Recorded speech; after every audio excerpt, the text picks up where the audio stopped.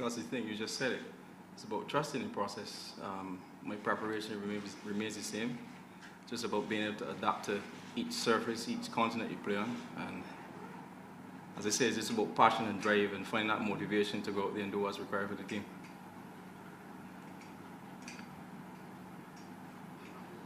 Of course, this is an international series between India and West Indies, and players are playing for the national team. But in 2 days' time, the IPL auction is there, and so many players in the auction pool. So do you think, apart from playing an international game, the auction is also there in the back of the mind, and it can serve as an extra motivation to perform? Well, I'm sure it would, but as I said, that's secondary. We came here to play a series against India and to win a series against India. So whatever comes secondary, that's, as I say, secondary. So I'm sure some of the guys will be looking forward to that auction, but we have the Indian series to play, and that's the main thing right now. Shai, we have 2 more Indian games to go before the end of this year, and you're currently placed number 3, top 3 run getters for all international ODI players.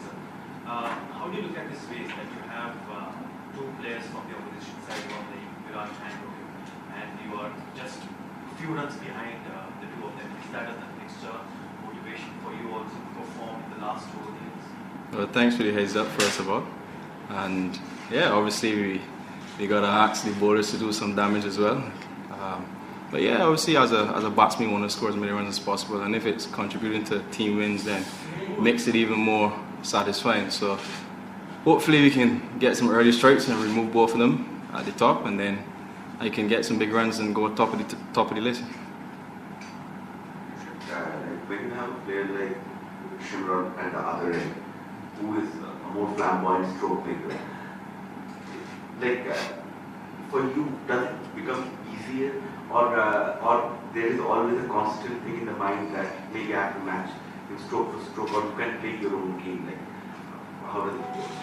Funny enough, it makes it even more difficult for me, because as a batsman and you see someone going at the other end so easy, you just want to join into the party. So yeah, I just have to keep reminding myself that I have to stay as long as possible. Don't let the opposition get any inroads and maybe start a slide or something. So the key is just to make sure we adapt to the situation, and if one man's going to the other end, you don't necessarily need to go if the run rate required is under control. So the key is about being able to be aware of each situation that's thrown at us, and someone has to put their hand up. A question regarding the IPL and extension, a different question. When there is an IPL auction in mind, the way you play, there seems to be a kind of thing where you're pacing your innings at your own pace. Not concerned about certain things, the external thing. How easy or difficult is that, considering that everyone believes, in West Indies cricket, probably the kind of players who have been coming and through generation that you have come, they have a different kind of players. So a throwback to probably an earlier generation, how does it come forward for you? I think I'm pacing my innings to the team's requirement. Said we only had to chase 280, and the rate that we were going, as I said, we have to make sure everyone's on the same page. And my role there was to stay at one end and make sure we knock it down on the bowlers, don't give them any wickets.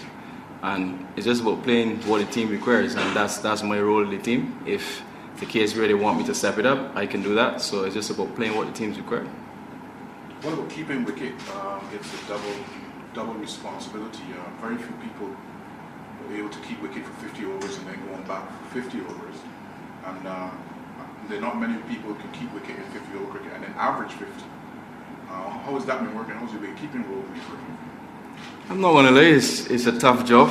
It takes a lot on the body, and I just need to remind myself that I'm doing this for the entire Caribbean, everyone supporting us. So it's just about finding that motivation and doing whatever I can to get the team over the line. So if I have to keep 100 overs and then going back at the top of the order, I'm going to do that.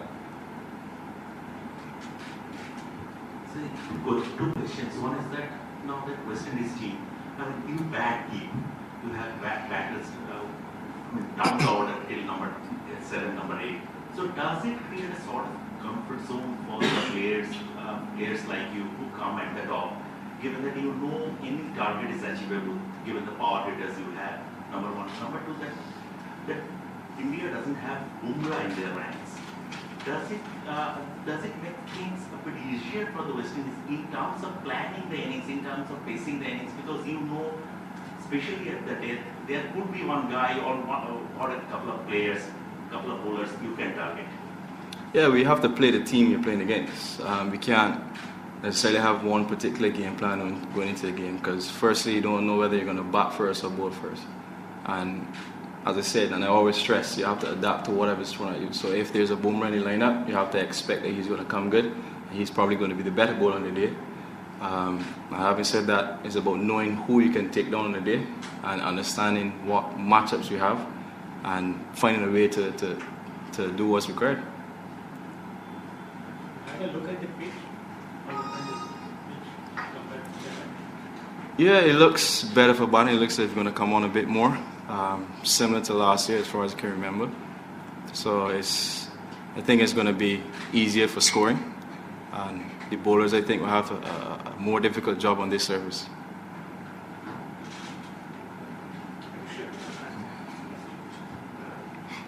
If you could just tell us a bit about like how you took to cricket, like, and how coming up the ranks, like any other sport that you're interested in, athletics or soccer, or how was it in the growing up years? Your brother also, both of you have represented West Indies.